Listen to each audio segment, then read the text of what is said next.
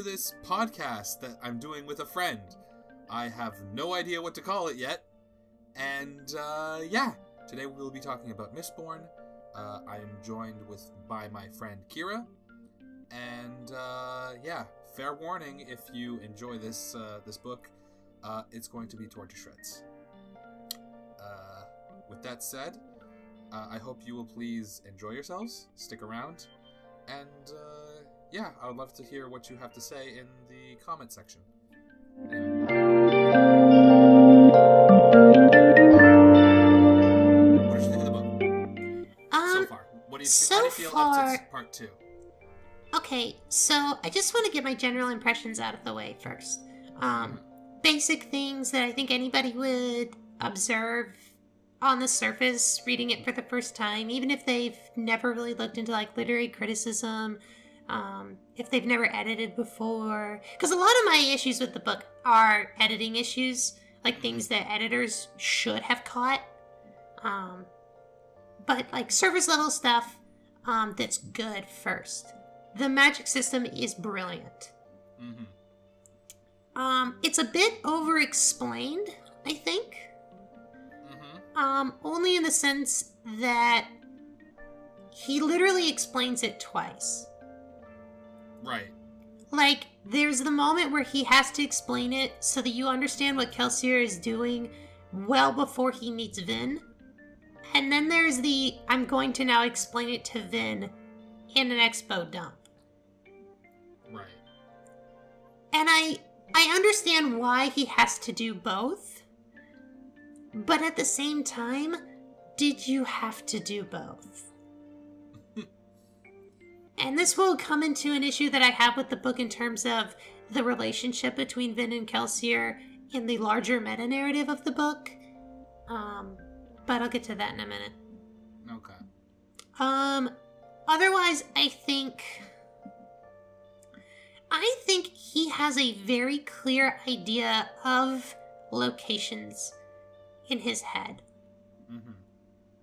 And communicates that well when it's a contained space. What do you mean? So, for example, the city of Luthadel is very well described, and I have a very clear picture of what it is, how big it is, what it looks like, everything. Anything outside that city, I have no idea about, really. Felice, I think that's the name of the other city, gets kind of close, but then again, the distance is very ambiguous. I don't exactly remember. Did they describe the pits of Hathsin yet? Or... No. Okay, no. They just describe sort of where it is in relation to Luthadel. Again, this is something that I have a problem with, and maybe it's... Because, like, the individual places are described relatively well. Like, Felice itself is well described for what little you've seen of it by part 2. But, like, the relationship of Luthadel to Felice, the relationship of Luthadel even to the prologue type chapters of that plantation, very vague. It's very difficult for me to understand the size of the final empire. It's very difficult for me to understand, okay, so if Kelsier did journey from that plantation to Luthadel, what kind of distance is that actually? How big is the... Again, like, they say they're going to raise an army of 10,000 men and then hide them in these mountain caves. Okay, that's a lot of people. How big is this place? He has a difficult issue with scale, I think. Yeah, I kind of get the sense. I mean, No, I'm only going to keep this up to part 2. Yeah, I would agree. I would agree with that. I mean, I'm pretty sure... And I mean, I imagine that once I get to the Pits of Hethsin, it will be the same way. Like, the place itself will be very brilliantly described, and I will have a very clear picture of what it is.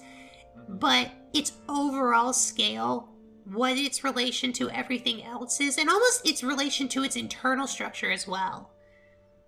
Right. Will be very vague and difficult to parse. Okay. On the one hand, it's bad because everything seems kind of to occur in isolation of anything else within this larger geographical location. Well, like, okay, one of the big things that got to me, that kind of made me realize that this was a problem.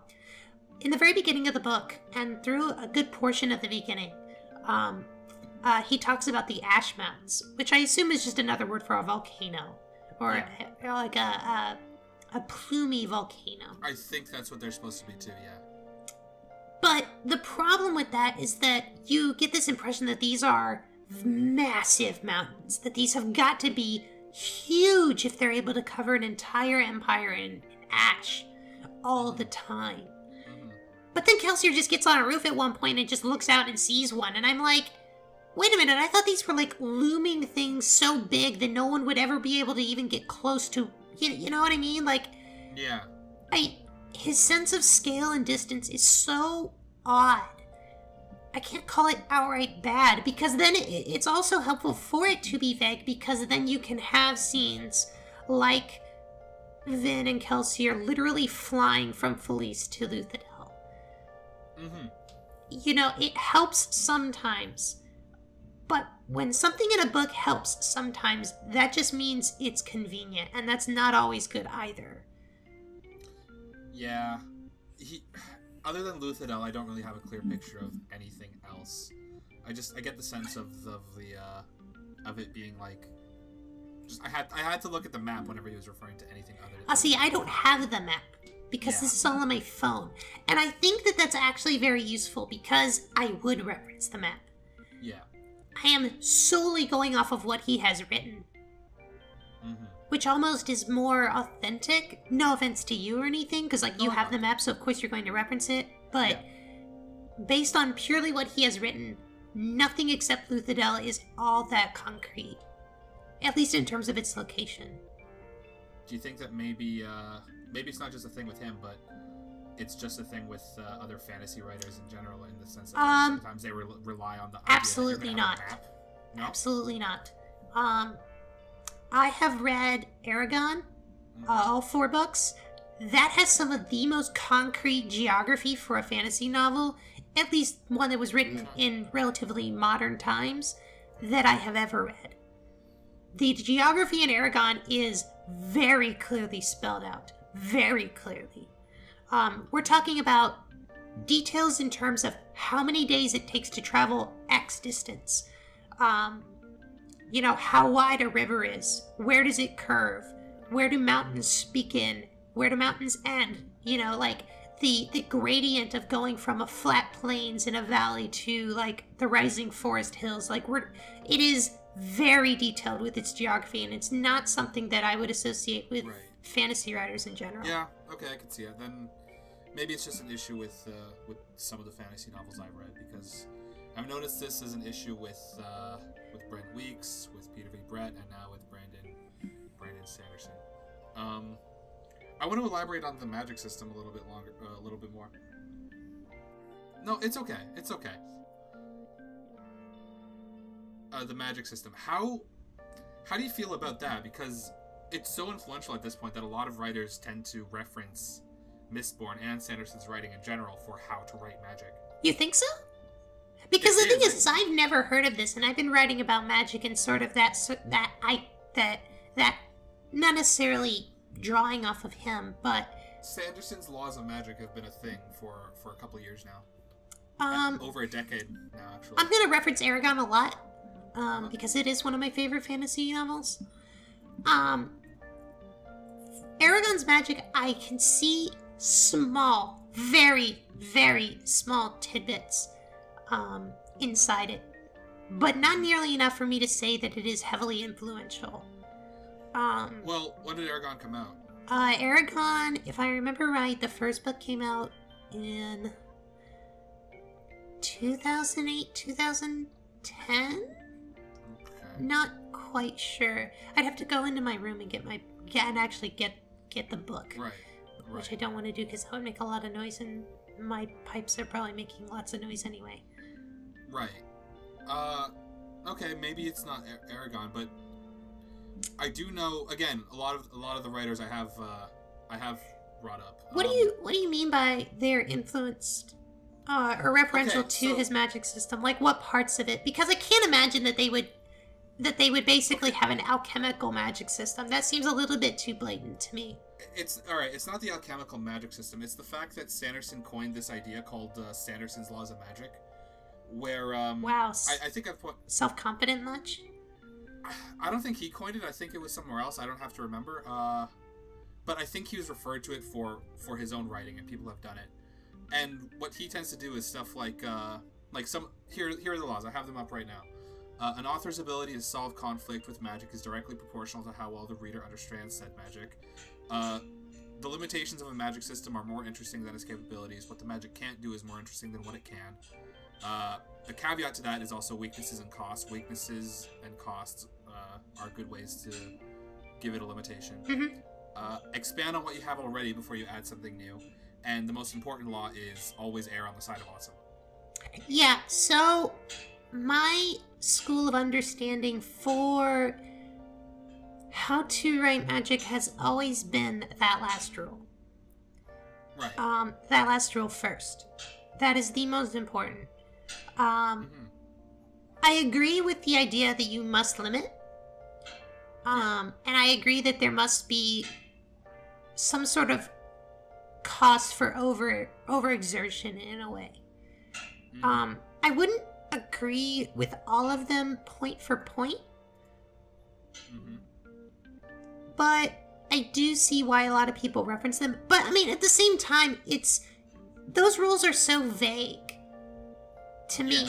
Anyway, like, of course, as a good author, you're going to design that sort of stuff into your system just as a matter of point, because how can you have a villain unless there's limits? Because most magical villains overcome the limits in strange ways, and that's what makes them scary. Like, Sanderson does that, literally. The Steel Inquisitors are that. The Lord Ruler is that. Like, those two enemies, they break the laws that he has set forth. That is what makes them scary. That is always the point.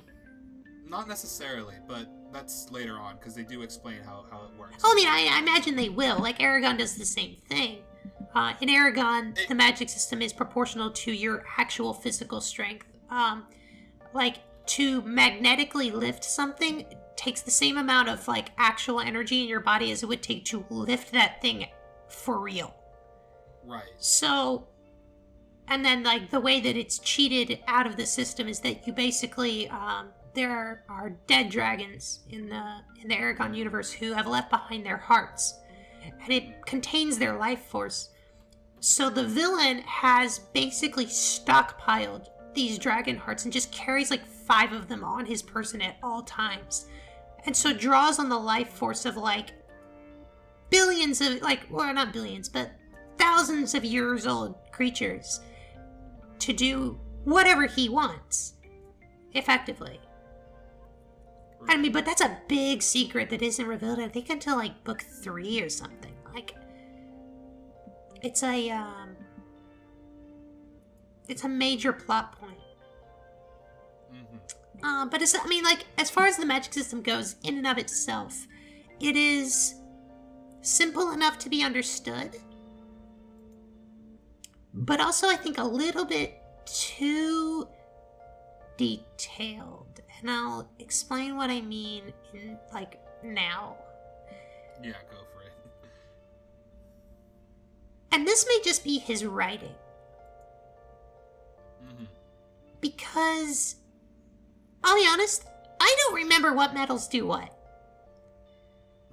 Because he does this weird thing where he basically says, once, or twice maybe, this metal does this thing. And then from then on, never really, like, correlates those to an action ever again. Like, an action is always so-and-so pushed, right? Or did something, or so-and-so flared whatever the, metal it was. It's never, like, conjoined so that you remember, oh yeah, that metal does this thing. It's always in isolation of each other. So I just never remember. I just read it, and I'm like, okay, they're using the thing. Now I have to look for the effect. Oh, okay, that's what that did. Like... It's kind of weird for him to have had 2 explanations of how it worked for me to still not know off the back of my hand exactly what metals do what, especially since they only have 1 actual use. I mean, aside from adium, that's very easy because it was such a dramatic thing. I mean, do you remember what iron does? Or not iron, sorry. Do you remember what pewter does? Isn't that like the physical strength enhancing one? Yeah. Or, cause like, I had no issues, even, the only thing I forget constantly is steel and iron, but that's just cause like, I always remember that they involve, magnetism. I just never remember which one is which, but I always remember those 2 are... I mean, it's easy to remember that those are the weapon ones. Those are the magnet ones. And then tin is the one that lets you see better. Pewter is the one that lets you punch things. See, I always can't remember if tin is the one. I don't know. When you're reading it, you understand because the effect is immediate. Mm-hmm. But when you think about it later, like, it's difficult to remember. And I think, again, it's because he writes it in such a way that he describes the action or the metal separate from one another most of the time. I guess I could see that. I didn't find myself having any... I mean, I wasn't confused while reading. I'm saying after the fact. Yeah, I mean, like, even now, like, I still remember what the majority of the metals do. So, I don't know. It could just be something different, like... Because I'm doing it through an audiobook. Oh, yeah, that might change things. That might change things. Like, I started off with a map, and now I'm just with an audiobook. So, yeah. Okay, so another thing that I really like, and that fantasy novels, in my opinion, must accomplish. It is an absolute must, and this book does it, and bravo, regardless of any other complaints that I will bring up over the course of this discussion. Yeah. This book makes me theorize. Oh, yeah? It makes me try to guess, how do the Steel Inquisitors work? What is the Lord Ruler? What did he do? You know, why is Vin so good at what she does? You know, did Mare actually betray Kelsier or not? Right. This book makes me think about all of those things because it has this... For all his other flaws that I will get to later, Sanderson has this amazing ability to present you with just enough information to start theorizing with that knowledge and not feel as though you're reaching. Right. And therefore makes you want to read more because you want to know if you're right. That is the... Yeah. Okay, this is a simultaneous criticism of this book. I am not reading this for the narrative. I am not reading this for the characters. I'm reading this to figure out if I'm right. I guess in a way that's a very good thing then, because it's. Yeah, I mean, on the plus side, he got me to continue reading. You know, that's like good. At the end of the day, that is an author's job, is to make you turn the page. Yeah. But I would also levy a complaint and say he has not made me actually care about the vast majority of his characters. Nor has he actually had me invested in the plot ever. Well, with that segue, how do you feel about the characters? Okay. So. Alright. Kelsier. Let's talk about Kelsier. Okay, let's talk about Kelsier. So, as much of a fan of Aragon as I am, I generally am not a fan of uneducated heroes. Okay. Because then I know that a good portion of the book will be them learning, coming around, figuring things out, having to train. And I've seen this so many times. Not that it's a bad idea, but I've seen it done so badly, so many times, in the same way that I can't stand it anymore. And having Kelsier right off the bat be an unstoppable force of nature is so refreshing. We do not meet him when he is trying to learn how to do things. We meet him when he is confident. We meet him when he is brash. He's bold. And he kills people. A lot of people. And shows absolutely zero remorse about doing so. And so, immediately I am hooked with this idea that, oh my god, I get to follow a character that has conviction and has the ability to carry out his conviction. It is immediately refreshing. I love Kelsier as a character because he is a main character and yet not a student of anyone. Right. I could see how that would be appealing. And then chapter 1 starts. So, the counterbalance to that is, of course, Vin is exactly what I just described. Yes. Vin is complicated. Because Tell me your thoughts on Vin. As you told me, she is a Mary Sue. Yes. I got to the part where you were talking about in the ball, how she just suddenly becomes good. And yes, that is maddeningly frustrating. Yes. Yes, it is. How? How is she so good at it right away? Like, it makes no sense to me. Actually, Sanderson kind of actually does explain it, but it's bullshit. You mean the fact that she says it's like another disguise? Yeah, how basically it's just her doing exactly what she's always done, hiding just in plain, which is total bullshit. That is bullshit. Like, fuck that. That is dumb. It is a throwaway line designed to get through the story. Yeah. It's just hand-waving. It is hand-waving. It is 100% hand-waving. Personally, I am not... Like, I hate Mary Sue's because I edited heavily during the Brony days, and I edited a lot of Brony fanfiction. I have seen so many goddamn Mary Sue's, it's disgusting.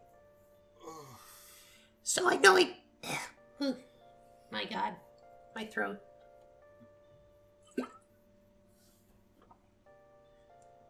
Just to continue on that, like, I find it so frustrating. Not only how she's a Mary Sue, but she immediately catches the eye of the most important nobleman prince in the city. That is not so much Mary Sue. Okay, yes, that is a clear indicator of a Mary Sue.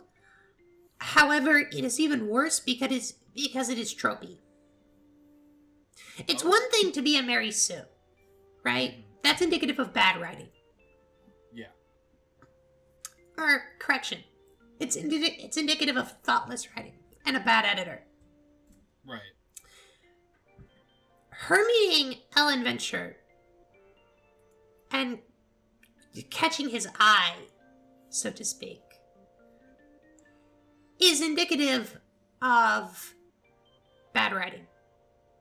Yes. Because Sanderson here is relying explicitly and without any hesitation on a trope. This book up until this point had no romantic interests at all.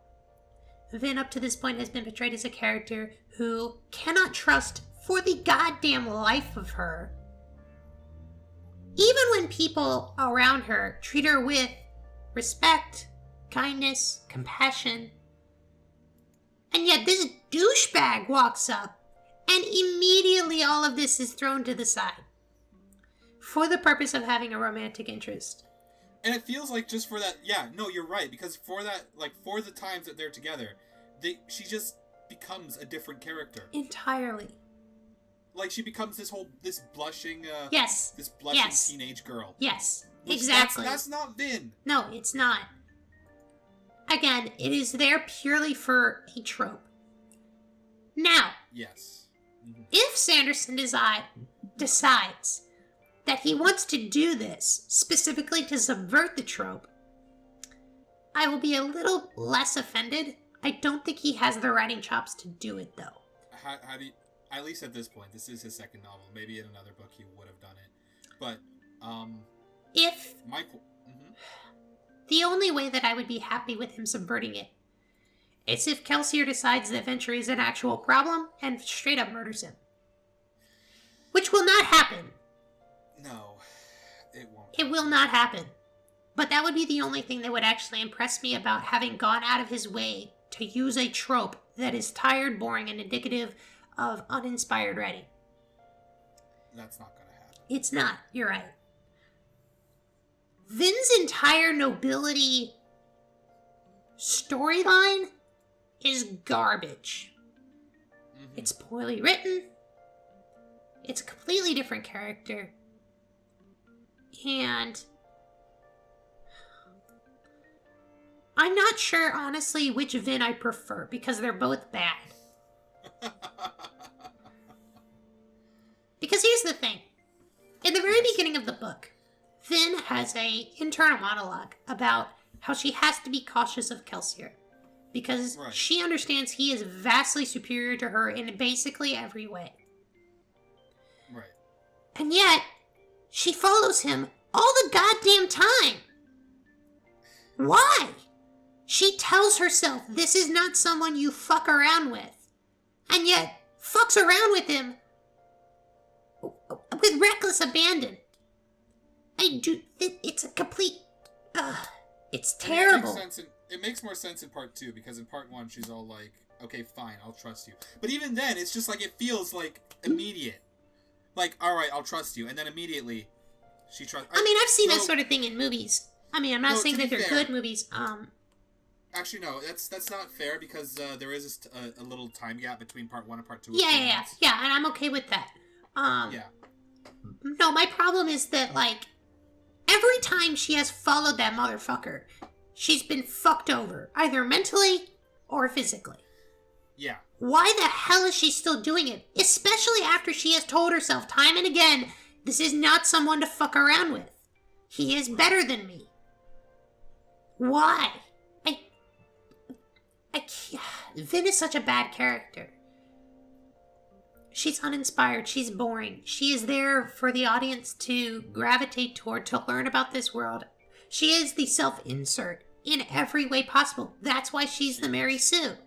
Mary Sues are always self-insert power fantasy power trip characters. She is not a character.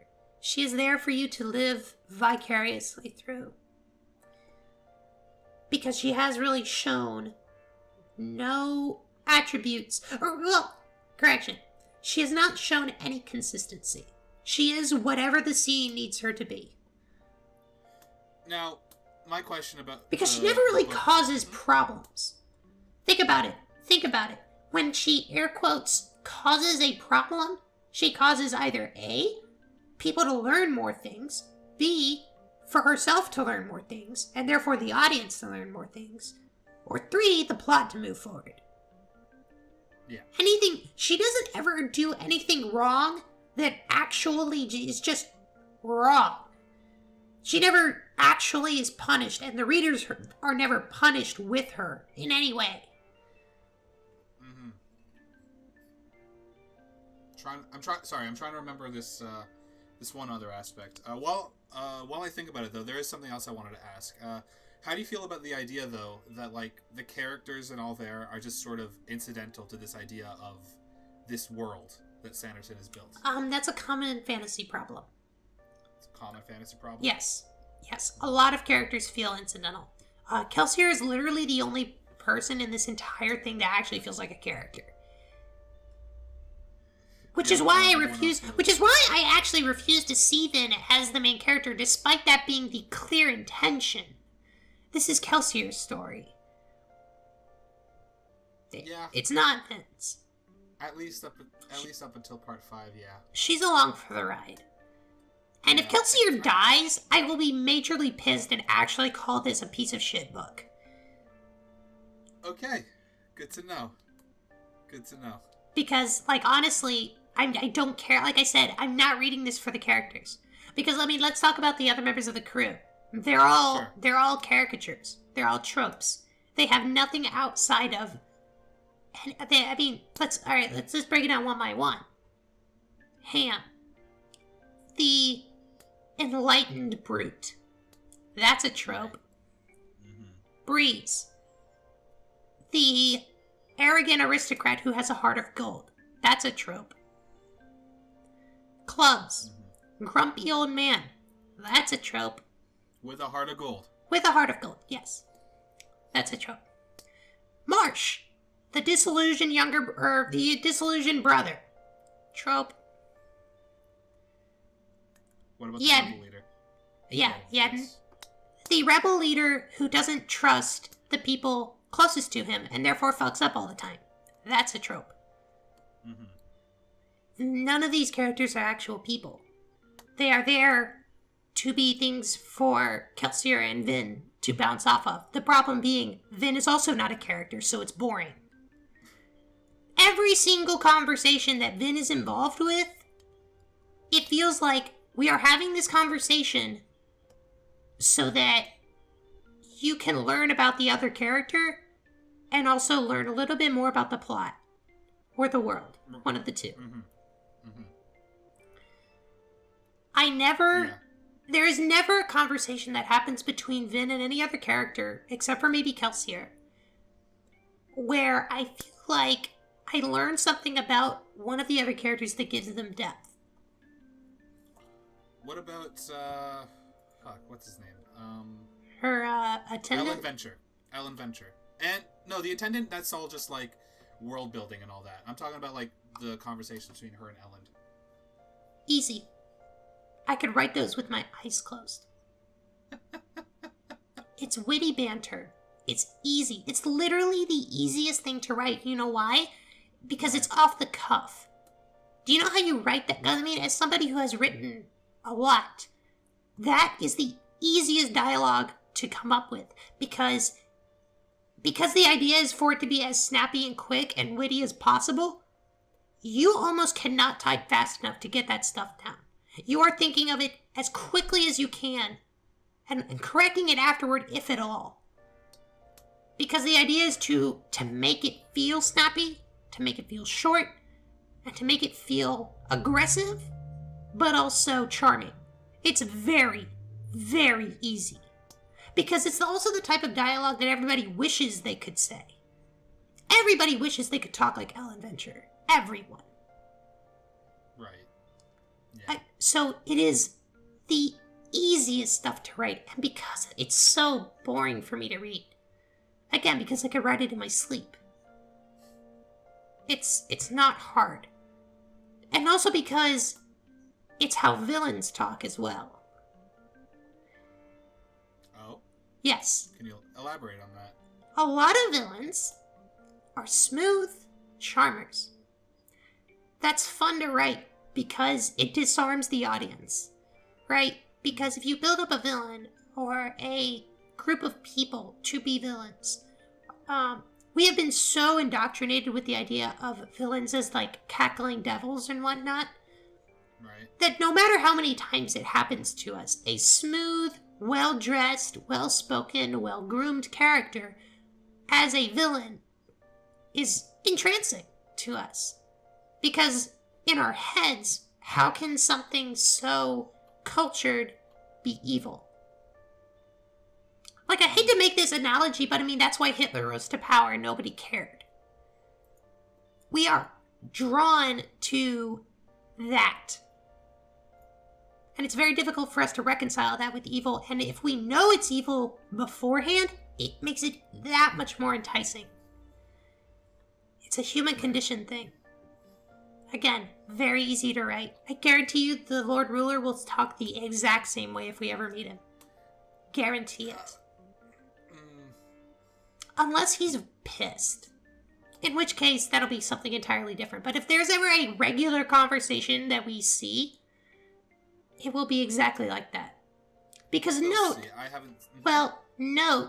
how the journal entries at the beginning of each chapter, which are clearly the Lord Ruler, sound exactly like that. Mm-hmm. They sound exactly like Ellen Venture. Because that's attractive, it's alluring. I'm not saying that Ellen is a bad character. He's as incidental as any of the others. But I'm not impressed either. Okay. it would almost impress me more if he was dry, rote, theoretically uninteresting, and yet then still found it fascinating. That would actually make him a character. Right, because then it's by force of personality, something that you don't quite understand. He's wearing it on his sleeve, though. And so it's very obvious, and there's no mystery to him. He's a fuckboy.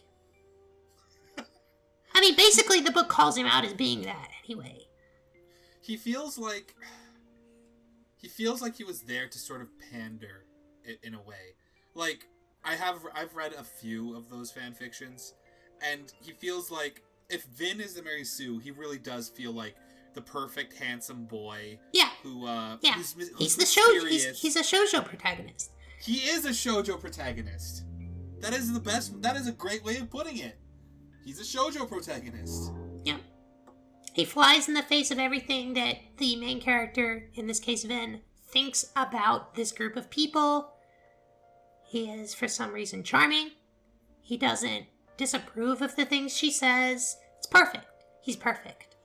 He's a shoujo protagonist. He is. Therefore, rote, boring, and uninteresting to read. And also easy as hell to write. Can I also just point out, like, just to go back to Breeze, how he is literally the only one who sort of mutters like that when he's soothing people? Have you noticed that? Yeah, I noticed that in the one scene. But I figured it was just like, I didn't associate it with Breeze at all. Oh. To me, that was purely Sanderson explaining what he was doing. What else would it be? Either way, it's still kind of bad because he does it later. What? There's Breeze no other does reason. It later too. It's hilarious. And just. I mean, okay, so yeah. I mean, maybe it is something that he has Breeze do, but in that scene in particular, it literally did not feel like anything other than Sanderson explaining to you exactly what Breeze was doing. Oh, I mean, in the other scene, it's him doing the exact same thing too, but it's still hilarious. Just why are you verbalizing it? Well, because again, it plays to his trope. He's an arrogant prick. Yeah. He likes everybody to know exactly how good he is. But these characters are very easy to pick apart, except for Kelsier. Kelsier's a little bit more dynamic, which is why he's the only one I actually care about. This feels like a standard hero's journey. In fact, for it Vin, really is. For Vin, yes. Yeah, for Vin, it feels like a standard hero's journey. For Kelsier, it is the hero's journey, but we're already halfway through. Yeah. That's why it's interesting, because we didn't have to see the first half. We're already on the downward trend. Mm-hmm. Kelsier has set himself up to become the next Lord Ruler, whether he realizes it or not. Right. He's almost done with the hero's journey, but nobody seems to have recognized it yet. Although, if this is Vin's hero's journey, then that means that she'll catch up to him. Well, yeah, she'll catch up to him, but more importantly, that will mean that Kelsier's the mentor, and that she will surpass him. To die. The mentor's role is also to die, generally. That is true. So and I will be supremely upset. Like I said, if he dies, it will be not worth reading. Like, I will actually drop this book the moment he actually dies. Because at that point, it will not be worth it to me. Because then there are no more characters I'm actually invested in seeing anything about. I will literally go onto Wikipedia, answer all of my lore questions there, and be done. Because the thing is I could do that right now, but I'm interested in how it's revealed, just as much as seeing the reveal. Right. So, Kelsier really is the only one that's keeping me actually reading. Okay. That's fair. It's fair to drop it. It's fair to drop it if you don't like it. Yeah. Let me talk about my editing issues with this. Sure, which is to say the prose. Yeah. It's boring. Okay. It's rote. It's the same words over and over. Okay. Occasionally you will have a splash of the thesaurus in there. Occasionally. But by and large, none of this is flowery at all. Which, again, I'm not saying you have to be Tolkien, because Tolkien also was not a good writer. I can't read Tolkien. It's fine. Silmarillion is the only thing that's actually from him that I found worth reading. Because it's the one place where his overly flowery language makes sense, because it's almost supposed to be a biblical text. Literally all world in a way. Legends? So if you read the Silmarillion under the assumption that this is supposed to be the Bible, you there? Hello? It flows better, and you can get through it. And also, the Silmarillion is considerably shorter than any of the other books. All right, you kind of cut out, so I don't remember what. Oh, I was just talking about how the Silmarillion is essentially a Bible. Yeah, I was about to ask. Isn't it literally yes. all world building and legends? Yes, it is literally the Bible of Middle Earth. Okay. But as far as my point was flowery writing, right? Tolkien uses it over much, especially in Lord of the Rings. It works in the Silmarillion because of the idea of what the Silmarillion is supposed to be. Also, the Silmarillion is considerably shorter than the Lord of the Rings. Right. But I'm not saying that this book needs to have constant flowery language, because the Lord of the Rings is what you get when you do that, and we all know that's a slog and not actually enjoyable. No, it's not. You do it just to say you did it. Yeah, but you're never going to do it again. No. I mean, some people really like it, but... Yeah, but I mean, those people are pretentious assholes. With this, he just doesn't have enough of it anyway. Like, there's not flowery language to spice up the prose. Mm-hmm. Like, my biggest thing is he uses very. He uses suddenly. I hate those words. Mark Twain actually is credited, I think, with saying that you should basically kill yourself as a writer if you ever use those words. Like, it's completely unnecessary, and there are far better words to use. And if you haven't been able to figure out as a writer how to not use those words sparingly, if ever, what are you doing?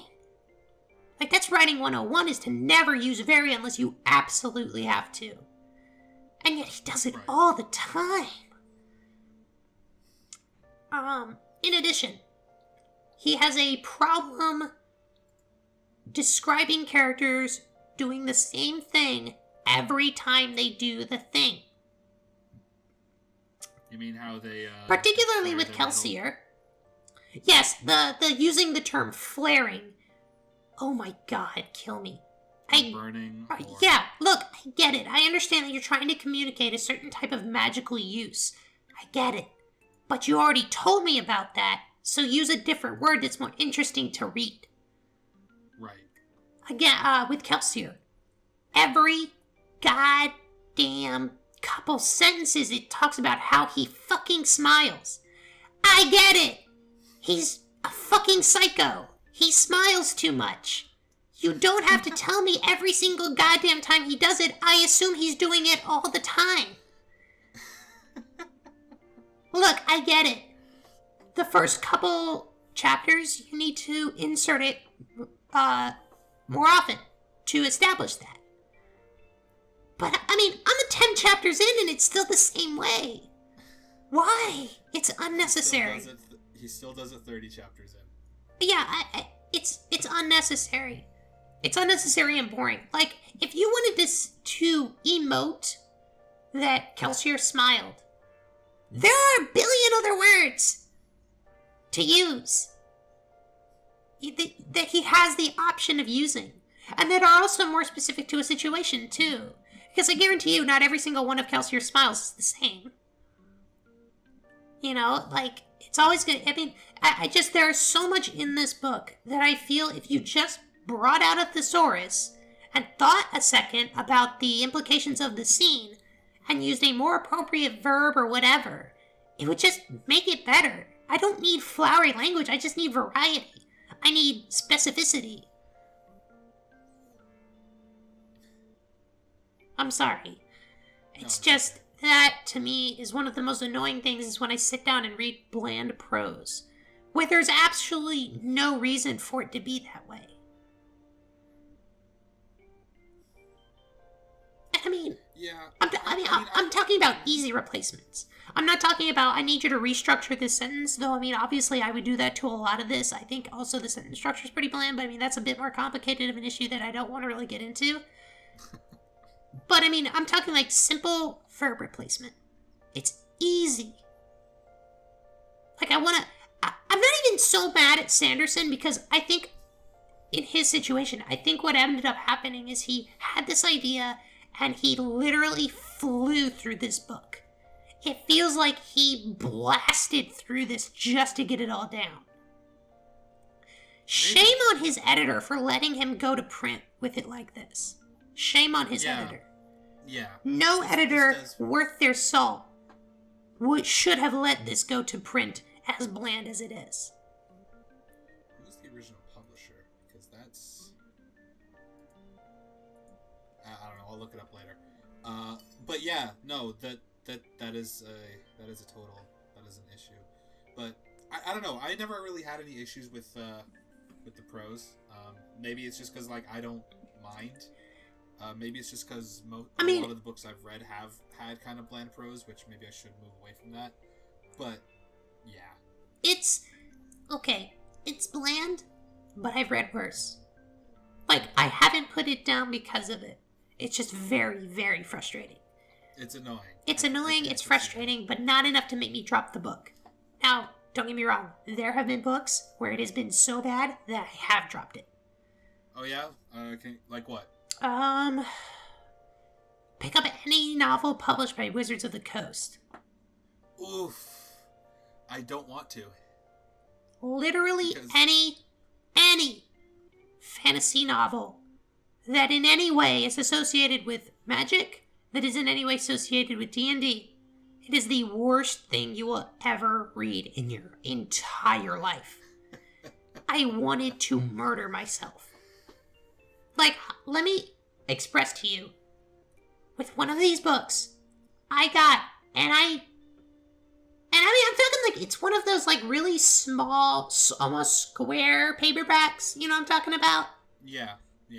3 pages in, and I was like, I cannot do this to myself. See, I don't know, the Blizzard books, because those are the only types of books like that I've read, and they've generally stuck with a small number of writers, one of which is the only one who I've read anything from. And Christy Golden seems to be pretty decent at it. So I'm surprised that someone like Wizards of the Coast can't get a decent writer. Yeah, well, because the idea is to appeal to these idiots that aren't in it for the writing. They're in it for the vicarious living another campaign because their friends moved away and they can't do it anymore. I'm not joking. I cannot see any other reason for these to exist to actually sell. Mm-hmm.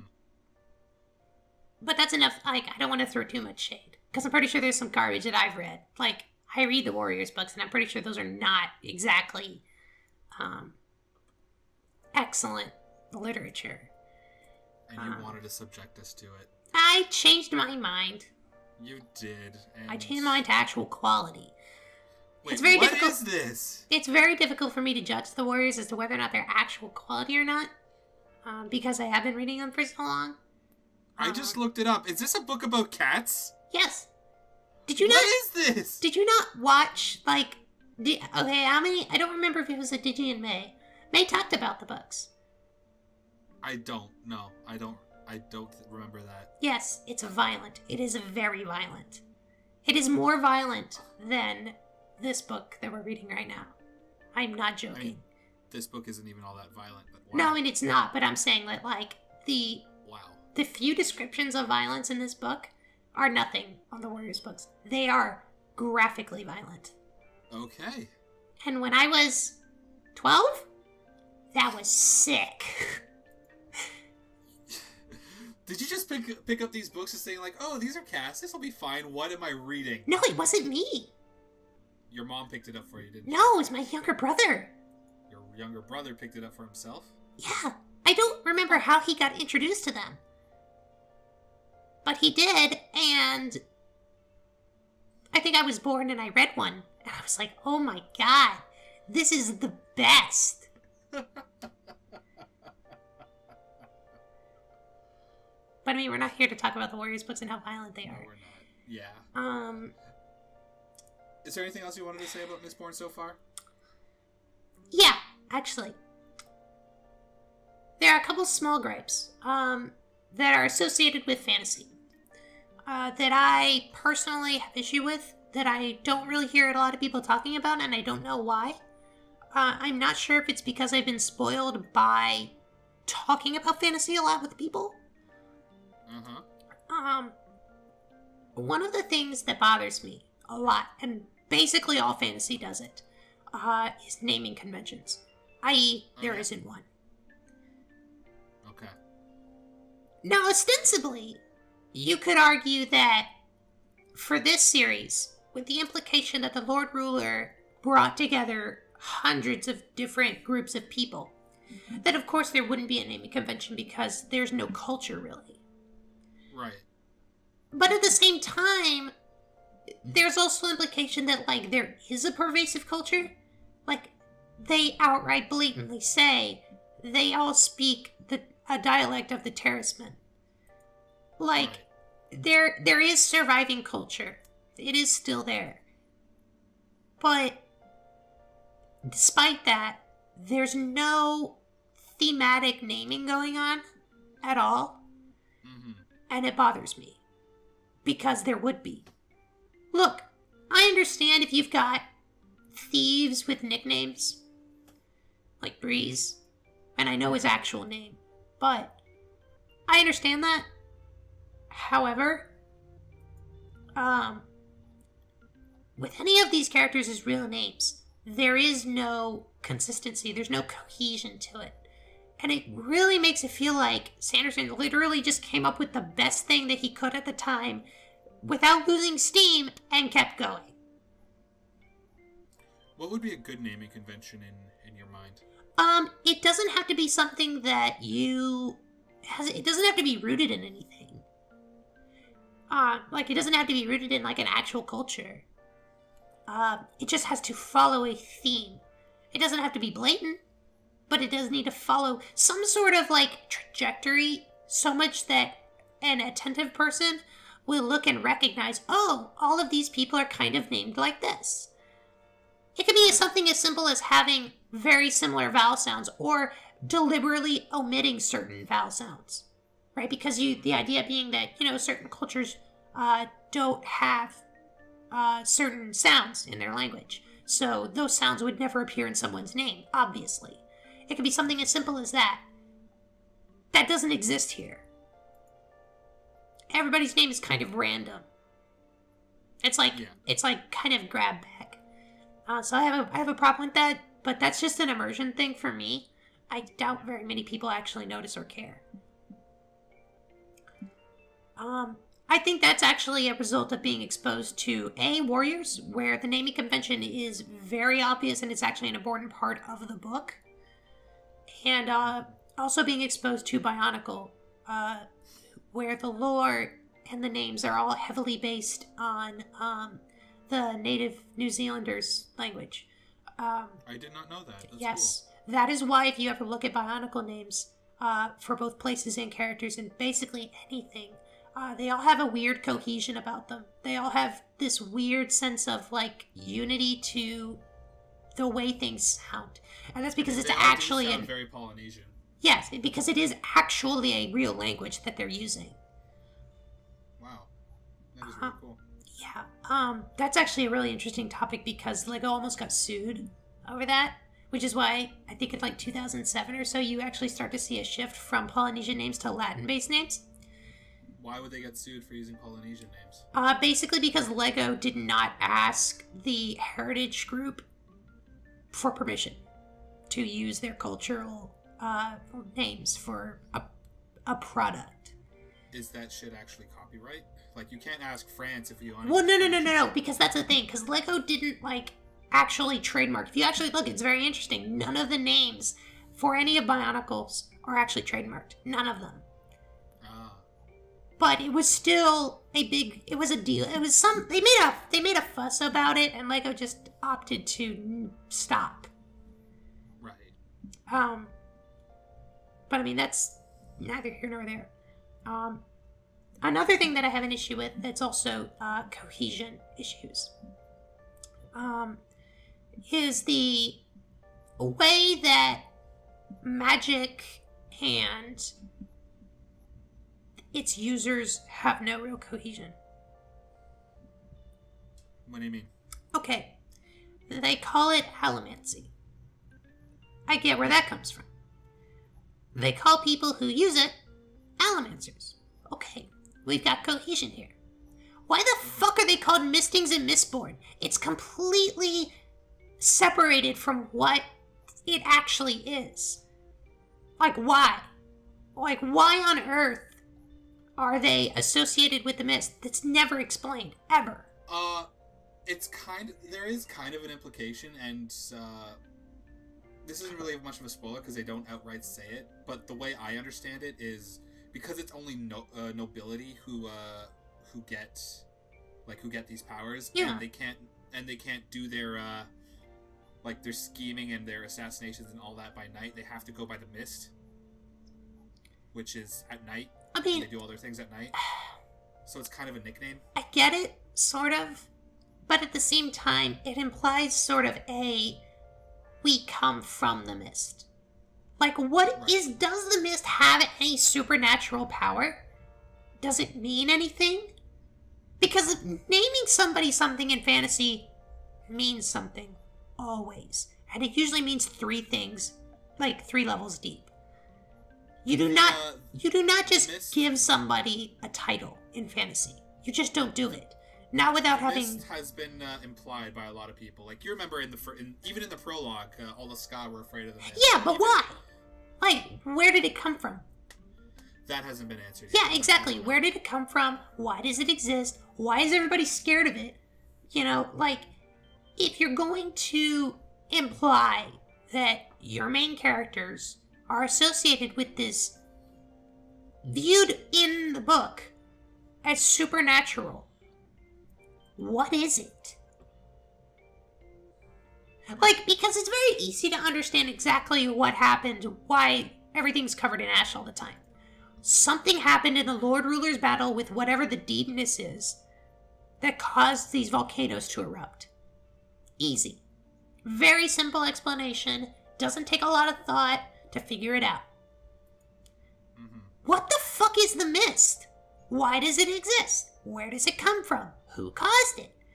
We know none of this. And yet, our main characters are associated with it so strongly that they're named after it.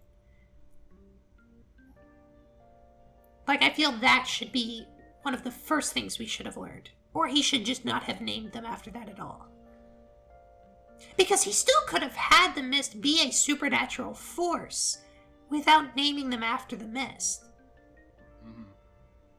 But what now he's doing is just prolonging this weird association that does not seem to make any sense outside of superstition. Which, again, you don't just do.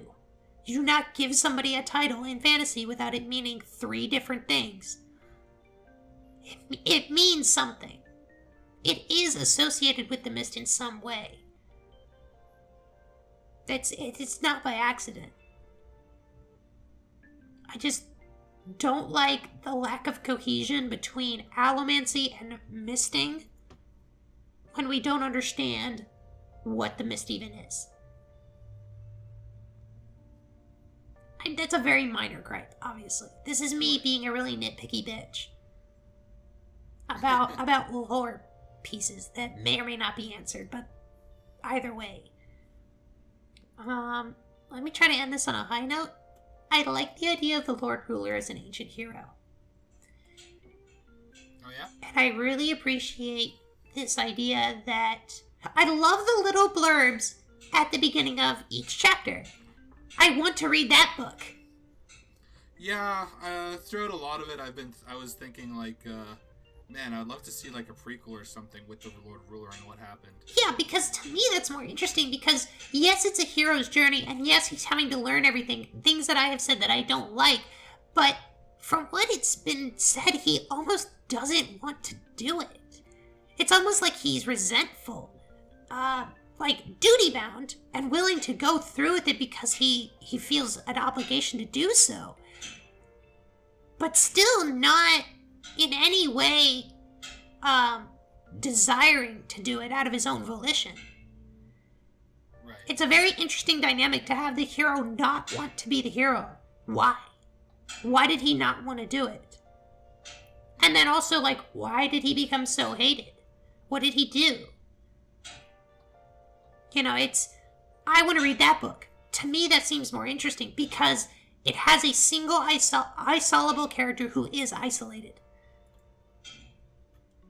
Yeah. And I also end this on a theory. Again, I like the idea of the Lord Ruler. And maybe I'm wrong. This is one of my biggest theories. But they always say in the book that the deepness is portrayed as this black mass. This formless black mass. Uh-huh. I think, and I might be completely wrong, that Created Shaw is the dead corpse of the deepness. There's no reason for it not to be, in my opinion. Interesting. Because why else would it just have metal spikes sticking out of it that serve no purpose? Like, the book goes out of its way to say, A, it is a mounded, like, mass. And it says there's a bunch of towers sticking out of it, some of which are too thin to be anything. Why? And also the idea that there is an altar, there's a building in a building? Oh, no. I think there is a creature that enveloped a building and was killed from the inside out. Interesting. I think that palace is the corpse of the deepness, or, at the very least, since the implication is that the Lord Ruler didn't actually do everything he was supposed to and kind of fucked up, might be a dormant deepness. Something that is held down. Because Kelsier also says that the Lord Ruler visits that little altar every 3 days. If he is in fact the chosen hero, but wasn't able to go through with actually killing the deepness for whatever reason, and was only able to find a way to subdue it, well, that would make sense of why he'd visit an altar that's buried beneath it. Right. And would also make sense why he never leaves the goddamn place. Because he can't risk it. Interesting. I have no idea why. I wouldn't know. I have no idea whether or not that's accurate. But it would also make sense as to why he needs a lot of adium. Because he needs to be able to predict whether or not it's actually going to try to resurrect itself.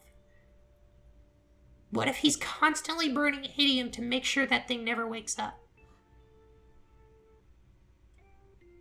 That could very well be the case. I mean, these are my most interesting questions. I really don't care about Kelsier or any of the other ones in terms of, like, narrative significance. I want to know I want to know everything about the Lord Ruler that there is to know. Okay. Because to me, that is the most interesting thing. Which, to me personally, bravo to Sanderson for actually succeeding in one of the most important parts of a fantasy novel. Making your villain hella cool. He is really cool. And making him the most interesting thing about the narrative. If your villain is not interesting, no one will read your book. Because no one will care about seeing him defeated. No one will care about seeing him get to show off. No one will care. The villain needs to be something that everyone wants to see. And everybody wants to learn about. So bravo to Sanderson for actually succeeding in that respect. But otherwise, overall, it's not the worst, but it is bland. It is kind of boring with its prose. The characters are tropes, or worse. And the magic system only barely saves it. I don't know. I mean, do you have any other opinions or anything that I didn't cover that, No, I mean, like, that you wanted to talk about? Because I felt like I dominated this conversation. I'm sorry. That's okay. No, that's okay. That's okay. I mean, like, all I really had to say was I liked it. I liked the magic system a lot. I really enjoyed the the world. Like, I like the idea of the world. The characters feel incredibly incidental. Like, they feel like they're just a part of this world, but they're not. They're like cardboard cutouts. Kelsier really is the most interesting character. Mm-hmm. And honestly, that might be a result of the Lord Ruler, if you think about it. Oh. Yeah, you said that they felt incidental. You felt that they just felt like a part of the world. Yeah. Well, yeah, kind of, because by comparison, they are incidental. Think about what they're going up against, like, just in terms of lore. They're going against an immortal being who cannot die. Yeah. Of course they feel incidental. Maybe that was done on purpose. Actually, no, it wasn't done on purpose. I'm giving Sanderson way too much credit. I'm trying to find excuses for this book, which I should not be doing. You Alright, Sanderson has a lot of fans, so if any of them ever hear this, you are going I will be probably ripped to shreds. You will get ripped to shreds. Not that I care. Mistborn has a lot of fans. I believe it. I mean, you could see why, I guess. I mean, I'm trying to think, why you would... Okay, so, there are two types of fans, at least in my finding, right? Especially of books. Mm-hmm. Mm-hmm. There are fans of a book that got hyped to the book by their group of friends, read it, and were not disappointed, and so were therefore, wow, this book really was everything everybody said it was. Okay. And then and so because of that, those fans are never actually going to look at the experience as it happens. Okay. All they're looking for is for the satisfaction. They are looking for the parts that their friends told them about. Mm-hmm. Right? It's the kind of thing that if somebody says, hey, this restaurant's really good, you are predisposed to like that food. Maybe that's part of the reason why I don't hate it as much, because, I just said, here's this book, let's read it, and then you said, sure, you had no predisposition to it. Whereas me, I've been hearing nothing but positive things about this book for the past, at least 6 or 7 years? Yeah, no, I mean, that's very possible, that you're more inclined to be okay with it, just because you know it. Or you know its reputation. Yes. I have no inclination of its reputation at all. So I'm just tearing into it rather... But it is fascinating to see that, because you've had no exposure to this before, and I just gave it to you. And you're just... You don't like it at all. I'm ruthless. I mean... Okay, actually, I would not say I don't like it at all. I just have a lot of problems. Yeah. It's your Sword Art Online. No, not even. No. Trust me, you do not want to read my Sword Art Online. Okay, then. It would be your... I don't know. It's my, It's your ReZero. No, not even that. I would say more like, it's my Naruto. It's your Naruto. And the reason I say that is because I can see myself reading this when I was 15 or 17, and loving the ever-loving shit out of it. And then growing up and looking back and maybe rereading it and be like, I mean, I still love it, but... Yeah. Yeah. It's the kind of thing, like I said, I can read it, I can point out all of its flaws for what they are. Mm-hmm. But again, I haven't put it down yet. It's not insulted me in any way. So it's got that going for it. I have read books that I felt insulted me. If Kelsier were to die, what would make you want to keep reading it? Nothing. Because again, like I said, all of my interest then is based on the Lord Ruler and any sort of lore element, which I could literally go to Wikipedia for immediately. Because if Kelsier dies, the things I want to know are one-sentence explanations. Okay. Is Creedic Shaw the corpse or the sleeping, the sleeping deepness? Yes. Or No. Okay, great. That literally did not take any of my time to find out. Okay. You know what I mean? Like, I don't feel any investment in it if Kelsier dies. Because, again, if Kelsier dies, all I have left is Vin, which you've already established is not a good character in any way, shape, or form.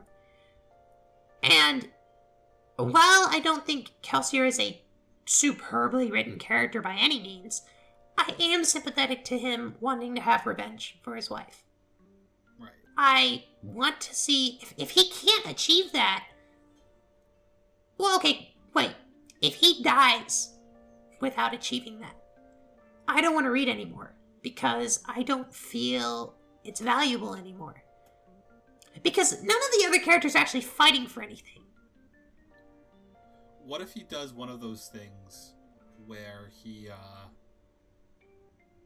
leaves, like, plans, like, afterwards? Like, it turns out that, oh, this is, if I die, this is, then do this. And then he has his plan to, It still doesn't matter. Doesn't matter? No, because these are characters that are going to carry this out emotionlessly. They don't have any investment in who his wife was, not the way he did. Mm-hmm. Like, yeah, they knew her, but she wasn't their wife, you know, like... Yeah, I get what you mean. Yeah, and they also think that she was the one who betrayed them. Right. So, I don't care. Because here's the thing, too. There is way, way too much implication that the Ska are not mistreated because they're mistreated. There's a whole lot of implication, at least in my interpretation, that they're mistreated because they're a bunch of lazy fucks. Really? Yes. I know it always has that little blurb that says, you know, that they trudge along because they've been so beaten down and blah, blah, blah. I do not believe that for a second.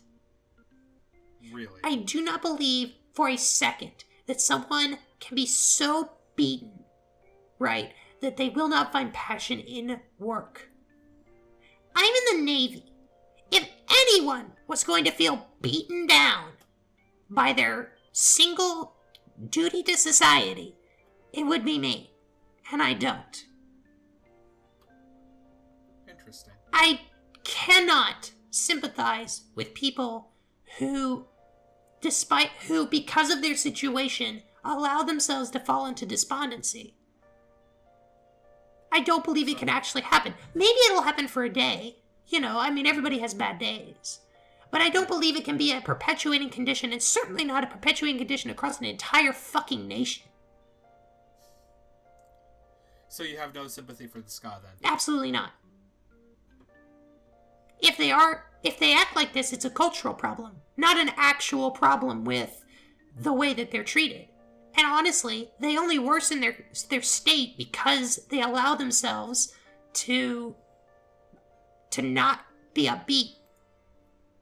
Because, I mean, honestly, like, it always talks about the taskmasters and how they're beaten and they're whipped and blah, blah, blah, blah, blah. Well, you know, if you just weren't, they wouldn't really have any reason to do it. And if they still did it anyway, well, then they will very quickly run out of people who will actually work. Because here's the thing. This book tries to do a lot to tell me that there's a lot of economics going on here. Mm-hmm. That economics is important. Right.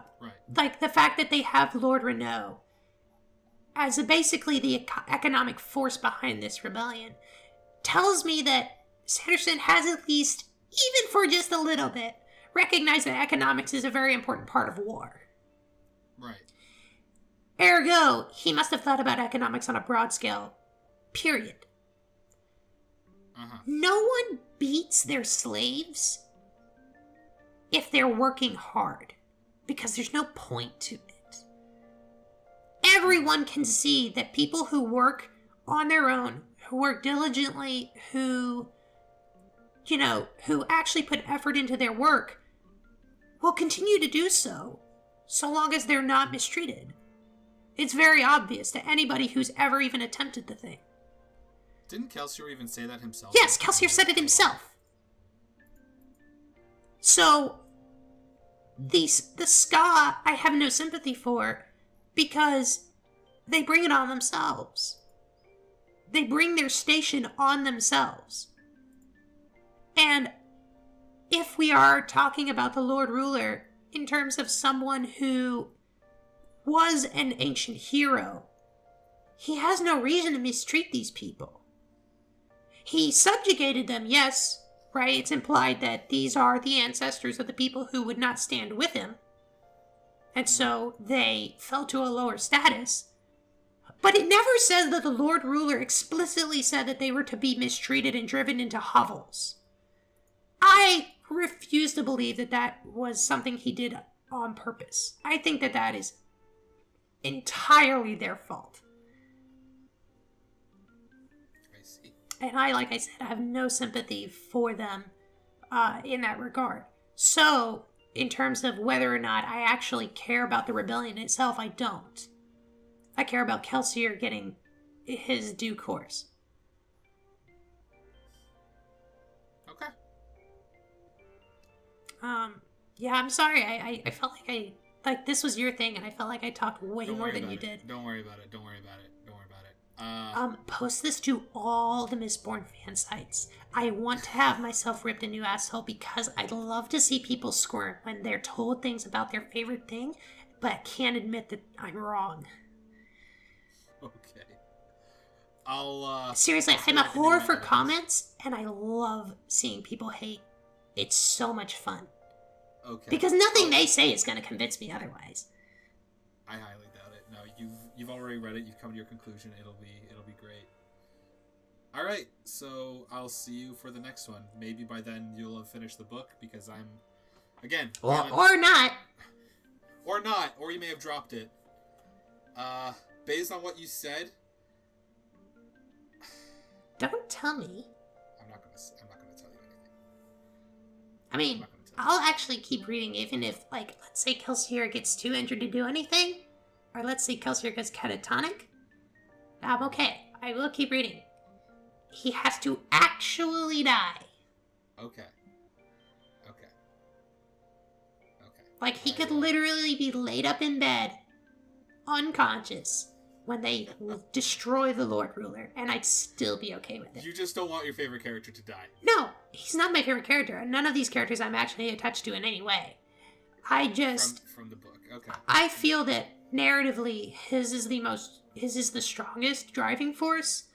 Mm-hmm. And if you take that away, I don't see any reason. Because, like, he would still wake up and realize the Lord Ruler is dead. I can rest in peace. And then you get that catharsis that, yes, we've come full circle.